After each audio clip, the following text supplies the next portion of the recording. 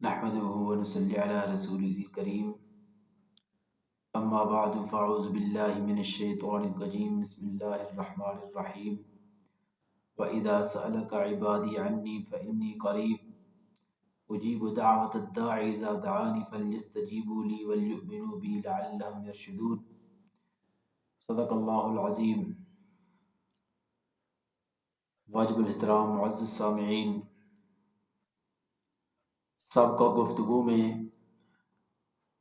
نے دعا کے متعلق عرض کیا تھا. آج کی جو مجلس ہے وہ بھی دعا کے متعلق ہے. دعا ایک ایسا عمل ہے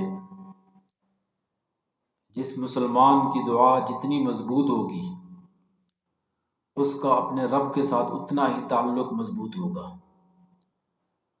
اس کا ایمان، اس کا یقین مضبوط اور پختہ ہوگا. دعا ایسا عمل ہے کہ جب انسان دعا کرتا ہے تو اللہ کی محبت اس انسان کے دل میں اترتی ہے. وہ اپنے آپ کو اللہ کے قریب محسوس کرتا ہے. ہر انسان چاہتا ہے کہ میری دعا قبول ہو. حدیث کا مفہوم ہے کہ 5 دعائیں ایسی ہیں جو ضرور قبول ہوتی ہیں. سب سے پہلے نمبر پر مظلوم کی دعا ضرور قبول ہوتی ہے. اللہ کے ہاں مظلوم کی دعا میں اور اللہ کے درمیان کوئی حجاب، کوئی پردہ نہیں ہوتا. فرمایا 3 عمل ایسے ہیں کہ اللہ اور ان کے درمیان میں کوئی حجاب نہیں. ایک مظلوم کی دعا، دوسرا باپ کی دعا والد اولاد کے حق میں، اور تیسرا فرمایا کلمہ طیبہ. یہ 3 عمل ایسے ہیں کہ ان اعمال میں اور اللہ کے درمیان کوئی حجاب نہیں. تو مظلوم کی دعا ضرور قبول ہوتی ہے. اب جو ظلم کرتا ہے اس کو ظلم کرنے سے پہلے یہ سوچ لینا چاہیے کہ اگر اس انسان کے دل سے کوئی آہ نکل گئی، میرے خلاف کوئی بد دعا نکل گئی، میرے خلاف کوئی بد دعا نکل گئی تو میری دنیا بھی تباہ ہو جائے گی اور آخرت بھی تباہ ہو جائے گی. دوسرے نمبر پر فرمایا حاجی کی دعا جب تک وہ گھر نہیں پہنچ جاتا ضرور قبول ہوتی ہے. تو جو انسان بھی حج کرنے جائے یا عمرہ کرنے جائے، اللہ جس کو یہ سعادت نصیب فرمائے، تو حج اور عمرہ سیکھ کر کرے تاکہ حج اور عمرہ وہ قبولیت والا ہو کہ اس کی ساری دعائیں قبول ہو جائیں. اور تیسرے نمبر پر جو دعا قبول ہوتی ہے ضرور، وہ فرمایا مجاہد کی دعا ہے. مجاہد جب تک میدان جہاد میں رہتا ہے، اللہ کے راستے میں رہتا ہے، اس کی دعا ضرور قبول ہوتی ہے. یہ ایسا مبارک راستہ ہے.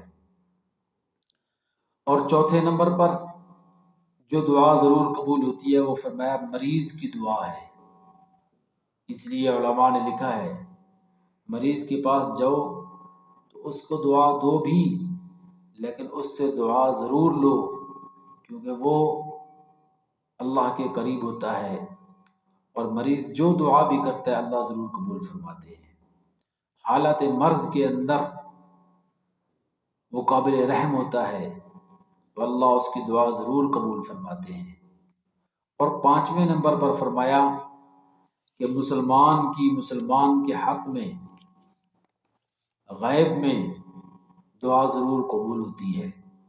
ایک وہ مسلمان جو اس کے سامنے بھی نہیں ہے، جو اس کی دعا کو سن ہی نہیں رہا، اس کے حق میں دعا ضرور قبول ہوتی ہے. اس کی وجہ علماء اکرام نے جو لکھی ہے، فرمایا کہ مسلمان کی دعا دوسرے مسلمان کے حق میں غیب میں ضرور قبول ہوتی ہے. اس کی وجہ یہ ہے کہ اس کے منہ کے اندر جو زبان ہے وہ دوسرے مسلمان کے حق میں بالکل پاک ہے، اور اللہ کو پاک چیز بہت پسند ہے۔ پاک ایسے ہے کہ انسان اپنی زبان سے خود تو گناہ کرتا ہے، لیکن اس کی زبان سے کوئی دوسرا مسلمان گناہ نہیں کر سکتا، اس لیے دوسرے کے حق میں وہ زبان بالکل پاک ہوتی ہے۔ اب یہ 5 دعائیں ہیں، تو ان 5 میں سب سے جلدی کون سی قبول ہوتی ہے؟ دعائیں تو یہ 5 ہی قبول ہوتی ہیں، لیکن ان میں سب جو دعا ضرور قبول ہوتی ہے وہ فرمایا مریض کی دعا ہے۔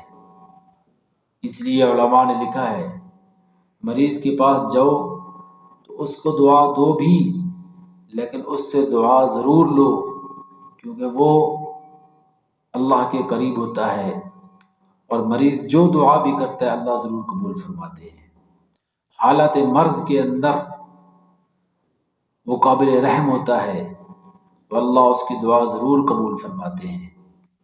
اور 5ویں نمبر پر فرمایا کہ مسلمان کے حق میں غیب میں دعا ضرور قبول ہوتی ہے۔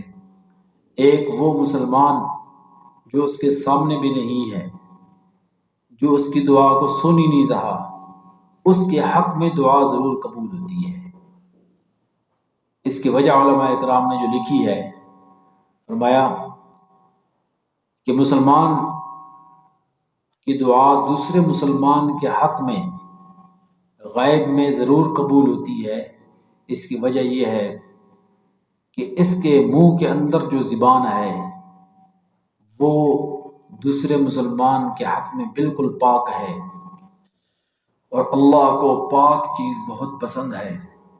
پاک ایسے ہے کہ انسان اپنی زبان سے خود تو گناہ کرتا ہے، لیکن اس کی زبان سے کوئی دوسرا مسلمان گناہ نہیں کر سکتا، اس لیے دوسرے کے حق میں وہ زبان بالکل پاک ہوتی ہے۔ اب یہ 5 دعائیں ہیں، تو ان 5 میں سب سے جلدی کون سی قبول ہوتی ہے؟ دعائیں تو یہ 5 ہی قبول ہوتی ہیں، لیکن ان میں سب سے جو جلدی قبول ہوتی ہے وہ کون سی دعا ہے؟ فرمایا وہ ان اسرع الدعاء اجابۃ دعوت غائب لغائب۔ حضور صلی اللہ علیہ وسلم فرماتے ہیں، جس کا مفہوم ہے کہ ان میں سب سے جلدی جو دعا قبول ہوتی ہے وہ اس مسلمان کی دعا قبول ہوتی ہے جو دوسرے مسلمان کے لیے غیب میں دعا کرتا ہے، وہ سب سے زیادہ جلدی قبول ہوتی ہے۔ تو سارے بھائیوں سے گزارش ہے کہ دعا کو اپنا معمول بنائیں۔ جتنا دعا ہماری مضبوط ہوگی اتنا دنیا اور آخرت کی راحتیں ہمارا نصیب بنے گی اور خوشیاں ہمارا نصیب بنے گی۔ اپنی دعاؤں میں مجھ عاجز کو بھی ضرور یاد رکھنا۔ وما علینا الا البلاغ المبین۔